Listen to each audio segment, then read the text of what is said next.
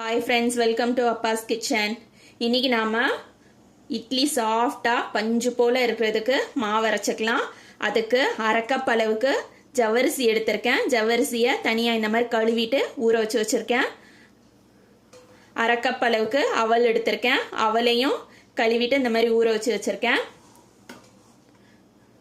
3/4 cup அளவுக்கு உளுந்து எடுத்துட்டு உளுந்து கூட அரை டீஸ்பூன் அளவுக்கு வெந்தயம் சேர்த்து கழுவிட்டு ஊற வச்சு வச்சிருக்கேன்.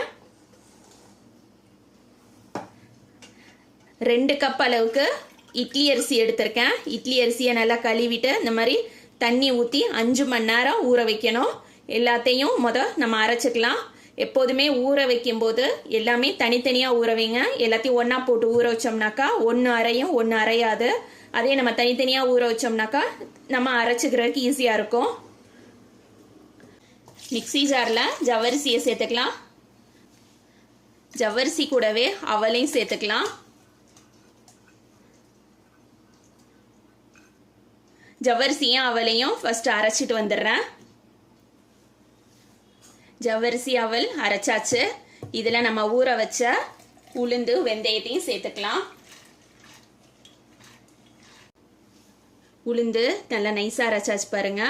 எப்போதுமே இட்லிக்கு அரைக்கும் போது உளுந்து நல்லா நைஸாக அரைச்சிருக்கணும். இப்போ இதை நம்ம ஒரு பாத்திரத்துக்கு மாற்றிடலாம். உளுந்து அரைச்ச அதே மிக்ஸி ஜாரில் இட்லி அரிசி சேர்த்துக்கிறேன். இட்லி அரிசி சேர்த்துட்டு நிறைய தண்ணி சேர்க்கக்கூடாது, கொஞ்சமாக தான் தண்ணி சேர்க்கணும். இட்லி அரிசி சேர்த்துட்டு நம்ம தண்ணி ஊற்றுறது, நான் உளுந்து ஊற வச்ச தண்ணி வச்சுருக்கேன்.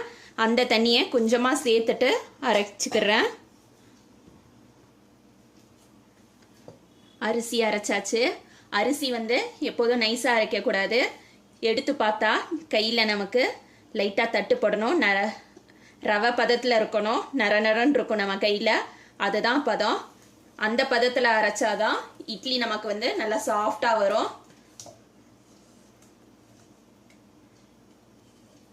அரிசி அரைச்சதையும் நம்ம அந்த உளுந்து மாவில் சேர்த்துடலாம்.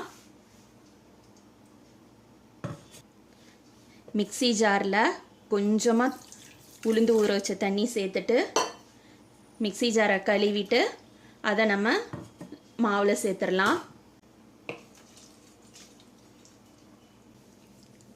மாவுக்கு தகுந்த அளவுக்கு உப்பு சேர்த்துட்டு நல்லா நம்ம கையாலேயே இந்த மாதிரி கலந்து விடணும்.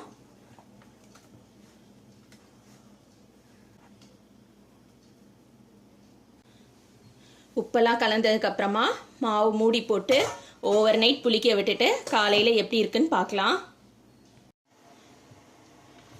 ஓவர் நைட் புளிக்க வச்ச மாவு நல்லா பொங்கிருக்கு. இப்போ இதில் கொஞ்சமாக ஆப்பச்சோடா சேர்த்துக்கலாம். 1/4 டீஸ்பூன் அளவுக்கு ஆப்பச்சோடா சேர்த்துட்டு மாவை நல்லா கலந்துக்கலாம்.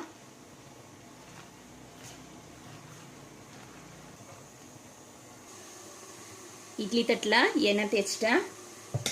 மாவை ஊற்றிக்கலாம்.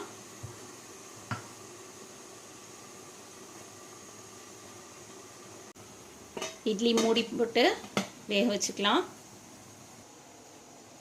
இட்லி பாருங்க நல்லா சாஃப்டாக இருக்குது. வெந்துருச்சு. இப்போ எடுத்துடலாம்.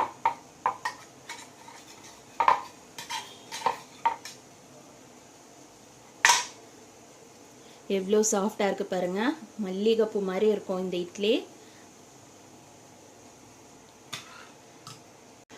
இந்த இட்லி லேட் ஆனால் கூட சாஃப்டாகவே இருக்கும், ஹார்டாலாம் போகாது. இந்த இட்லிக்கு நான் இன்னைக்கு டிஃபன் சாம்பார் செஞ்சுருக்கேன். டிஃபன் சாம்பார் செஞ்சு இட்லி மேலே அப்படி இந்த மாதிரி ஊற்றிட்டு